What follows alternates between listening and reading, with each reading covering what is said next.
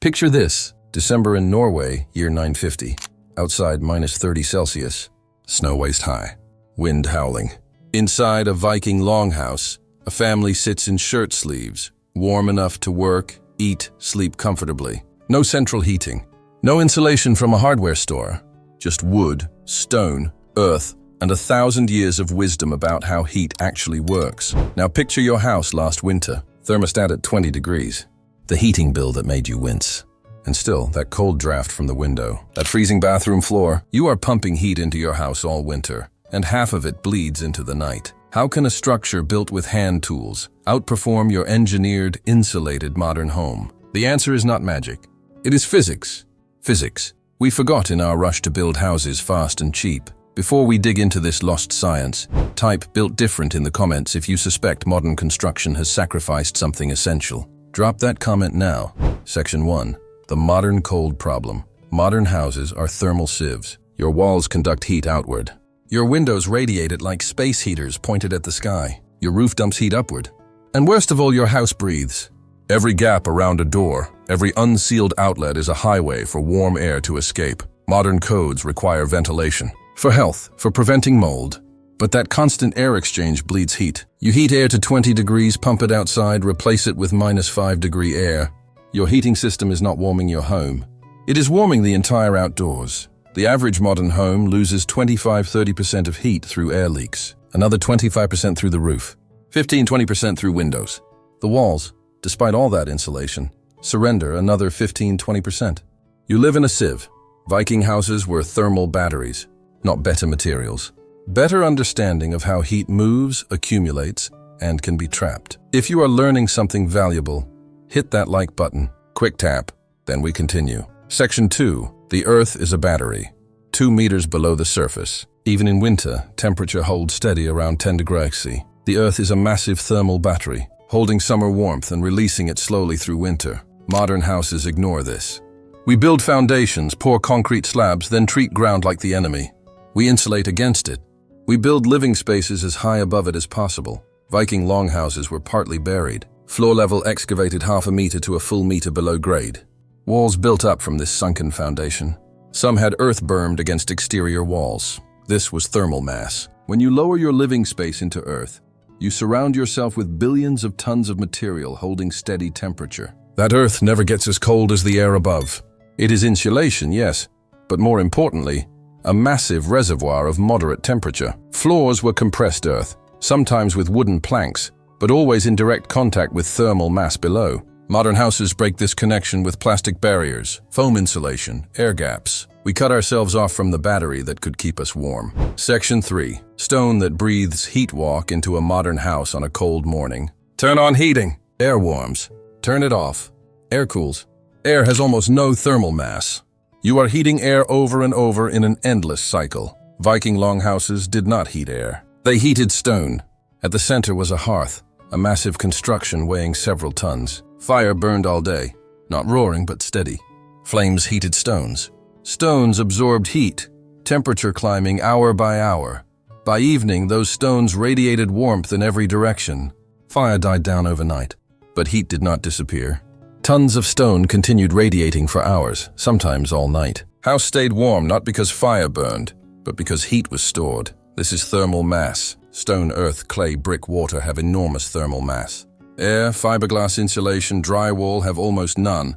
Modern houses are built from materials chosen for lightness, ease of installation, cost. Your entire house might weigh 50 tons. A Viking longhouse of similar size might weigh 200 tons. That is 150 tons of thermal battery your house does not have. We call this primitive.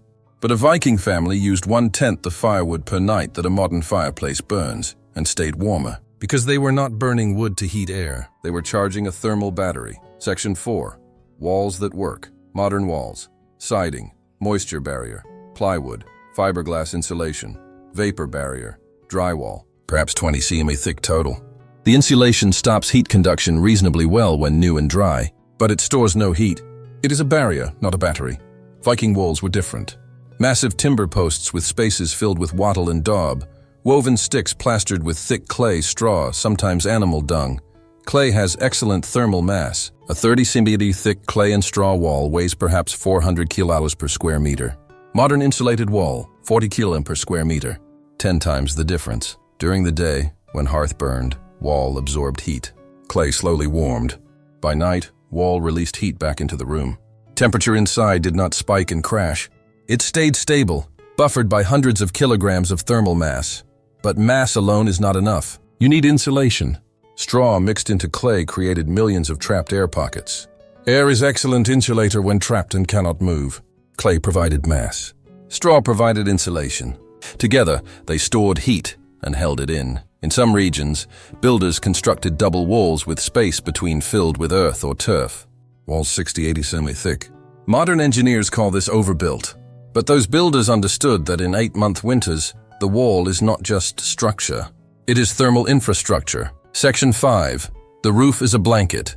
Viking roofs were 40-60 centimeters deep, made of turf or thatched straw, not just water barrier. Insulation and thermal mass combined. Turf, tangled grass roots and soil, creates superior insulation. Air trapped between grass stems cannot convect. Soil adds thermal mass. In winter, snow accumulated on these roofs. Modern homeowners see snow as a problem. Viking builders saw it as free insulation. Snow is one of nature's best insulators. A meter of snow might add R-value equivalent to 30 centers of modern fiberglass. Vikings did not fight snow. They welcomed it. By midwinter, the longhouse was buried under snow except for smoke hole and door. It became a cave, a warm pocket carved into frozen landscape. Section 6. The door is a trap. Open your front door. Feel cold air pouring in along the floor. That is convection. Cold, dense air flows downward and inward.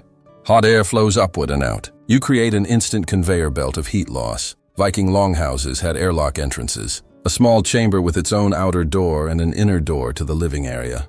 You closed out a door first, stood in cold vestibule, then opened inner door and stepped into warmth. Both doors were never opened simultaneously. Outside air had no direct path to heated space. Modern commercial buildings use revolving doors for this reason. But your expensive modern house probably has a single door opening directly from heated interior to frozen exterior. Every time you open it, you dump warm air out and suck cold air in. The door itself was small, thick, heavy. A small door minimizes the opening for heat loss. Thick wood added thermal mass. Section 7. Fire is not heat. Fire is not heat. Fire is a chemical reaction that produces heat. We have confused the tool with the goal. Modern heating. Turn it on. Heat goes into air. Air circulates. Thermostat satisfied. Heating shuts off. Heat production stops. House cools. On-demand heating. Convenient, controllable, monstrously inefficient. Viking heating was storage heating. Fire burned during the day when people were active. That fire heated stone. Stone was the real heater. Fire was just the charging system. At night, fire went out. But house stayed warm for hours because stones were still releasing stored heat. No fuel burning, no smoke. But warmth continued. This is why Viking houses could stay warm in -30 while burning far less wood. They were not heating all night. They lived off stored heat, like living off a battery charged during the day. Modern Scandinavia has rediscovered this. Masonry heaters burn hot, fast fire once a day. Store heat in ceramic mass. Let it radiate for 24 hours. 80–90% efficient versus perhaps 30% for traditional fireplaces. Vikings did not calculate efficiency. They just knew what worked. Mass. Section 8. The economics of comfort. A Viking family did not build their longhouse in a weekend. Construction might take a full summer or 2 years. Every stone carried from wherever stones could be found. Every timber felled, stripped, shaped by hand. Clay dug, mixed, applied over weeks. Enormous investment. But once built, the house would last generations. 100 to 200 years. Timbers replaced as they rotted. Roofs rethatched. But fundamental structure, stone hearth, earthen walls, thermal mass, lasted. Modern construction is optimized for speed. House framed in days, finished in a month. Speed equals money. But modern houses last perhaps 50 years before major renovations. Some obsolete in 30. Built quickly with lightweight materials means no inherent thermal resilience. Entirely dependent on mechanical systems. When power goes out in winter, your house cools toward ambient within hours. When a Viking fire went out, house stayed livable for a day or more, coasting on stored heat in hundreds of tons of stone and earth. Which is better? One built in a month that costs 200 months to heat and needs renovation in 30 years? Or one built over a summer that costs almost nothing to heat and outlasts your great-grandchildren? We chose speed. They chose permanence. The failure was in the choice. A Viking longhouse was not perfect. Dark, with small windows because glass was expensive. Somewhat smoky. Required constant attention, but it was warm. In conditions that would leave a modern house uninhabitable without electricity, it was warm. Modern houses are thermal failures. We live in insulated boxes leaking heat like colanders leak water, comfortable only because we pump enormous energy into them constantly. The moment energy stops, comfort collapses. Vikings did not have energy to waste. Trees take decades to grow. Labor was needed for survival. So they built houses working with physics instead of against it.